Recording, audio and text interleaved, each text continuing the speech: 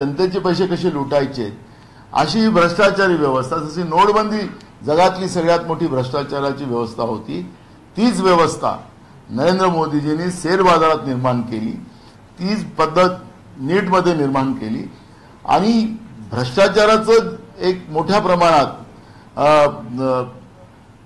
जी यंत्रणा आहे त्याचे मुखिया नरेंद्र मोदी तयार होऊन या देशातल्या व्यवस्थेलाच बर्बाद करायचा हा जो प्लॅन केलेला आहे त्याच्यातला नीट सगळ्यात मोठं उदाहरण आहे। आमची मागणी आहे की याची सीबीआय चौकशी झाली पाहिजे आणि नीटच्या परीक्षाच रद्द झाल्या पाहिजे, ही काँग्रेसची मागणी आहे।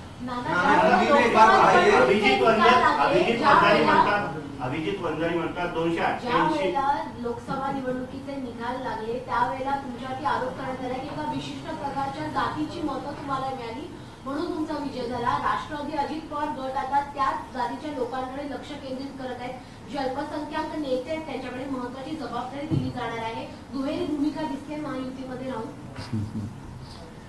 बघा, भाजप असा एक पक्ष आहे की ते माजी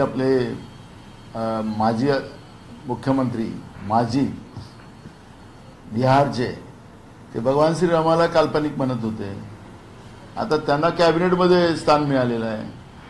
तर ही जी परिस्थिती आहे, भाजपसाठी कुठलाही धर्म नाही, कुठली जात नाही, भाजपसाठी सत्ता ही महत्वाची आहे आणि ही सत्ता फक्त मुठभर लोकांसाठी चालवायची, म्हणून अयोध्येची जागा सुद्धा हे जिंकू शकले नाही।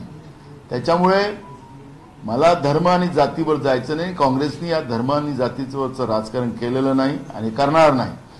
ज्या जनतेला, ज्या लोकांना काँग्रेसचा बद्दलचा